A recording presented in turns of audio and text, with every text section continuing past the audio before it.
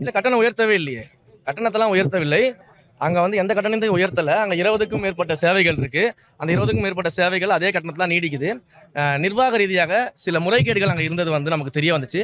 அதற்காக இப்படி ஒரு கட்டண உயர்வை ஏற்கனவே வந்து அதிகாரிகள் பரிசீலித்து வச்சிருந்து அதற்கான பொதுமக்களுடைய கருத்து கேட்பு, புரியுதுங்களா? பொதுமக்களிடையே வந்து கருத்து கேட்கக்கூடிய அந்த கருத்தை தான் கேட்டிருக்காங்களே தவிர்த்து விலையெல்லாம் உயர்த்தல. நிறைய இடங்கள்ல வந்து விலை உயர்த்தப்பட்டுச்சுன்ற தவறான தகவல் பரப்பப்பட்டிருக்குது.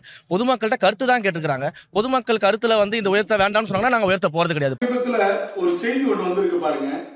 திருச்செந்தூர் கோவில்ல தரிசன கட்டணத்துக்கு எப்படி எல்லாம் வச்சிருக்காங்க பாருங்க. கருத்து கேட்கிற கபாதி பயல்களை கொடுமை கோவிலுக்கு போனா அங்க 2 கொடுமை அவுத்து போட்டு டிங்குன்னு ஆடுதுன்னு சொல்லுவாங்க. அந்த மாதிரி கதையா சங்கர ரத உலா திட்டமா? சங்கர ரத உலா திட்டம் என்ன? தங்க தேர் இழுக்கிறது. 2500 ரூபாய் இருந்தது, இப்ப 5000 ரூபாய். என்ன பண்ண போறீங்க? விளக்கம் சொல்லுங்க. மக்கள் அங்க வந்தா இந்த மாதிரியா பண்ணுவேன்? நிரந்தர வைப்பு நிதி 50,000 இருந்தது, இப்போ 1 லட்சமா மாத்திடுறாங்க. சண்முக அர்ச்சனைக்கு 5000 ரூபாய் இருந்தது, 30,000 ரூபாய். என்ன காரணம்? என்ன சொல்ல சொல்லுங்க. 5000 ரூபாய் இருந்த சண்முக அர்ச்சனைக்கு 30,000 ரூபாய் கேட்கிறேன். என்ன நியாயம் இருக்கு? தர்மம் இருக்கு? ஆன்மீக பக்தர்களை பார்த்தா உனக்கு என்ன தெரியுது? மூலவர் அபிஷேகத்துக்கு 1500 ரூபாவா, 10,000 ரூபாவா? எல்லாம் பகல் கொள்ளையா இருக்குது.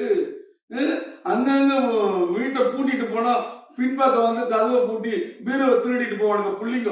அந்த மாதிரி புள்ளிங்க திருடு மாதிரி நீ வந்துட்டு 1500 ரூபாய் இருந்த மூலவர் அபிஷேகத்தை 10,000 ரூபாய்ன்னு சொல்லிடா. இந்த கொடுமை எங்கடா போய் அடிச்சுக்கும்? இந்த சாபனமா உனக்கு எங்கடா போகும்? சாதாரண நாளுக்கு வந்து 500 ரூபாவா, இப்போ வந்து 2500 ரூபாவா? விழா நாட்கள் அபிஷேகத்துக்கு 2000 ரூபாவா, இப்ப 2500 ரூபாவா? என்ன கொடுமைனே தெரியலையே. அர்ச்சனை செய்வதற்கு 7 நாளுக்குள்ள ஆட்சேபனை இருந்தா தெரிவிக்கணும். நான் என்ன ஆட்சேபனை இருந்தா தெரிவிக்கணும்? உனக்கே அறிவு இருக்க வேண்டாம்? உனக்கே அறிவு இருக்க வேண்டாமா? சொல்லு. கோவில்ல கொள்ளடிக்கிறதுக்காக வந்திருக்கீங்க. கோவில் சொத்து எவ்வளவு இருக்குது? எதுக்கு? தரிசனத்துக்கு மக்களுக்காக செய்யறதுக்கு தான். பலாயிரம் கோவில் சொத்துகள், பலாயிரம் ஏக்கர்கள், பலாயிரம் பேர் இன்னைக்கு குத்தகை இருக்கா. இன்னைக்கு அமிர்தாஞ்சல் கம்பெனிக்கார கோவிலுக்கு பணம் தரல. அதை கேளு.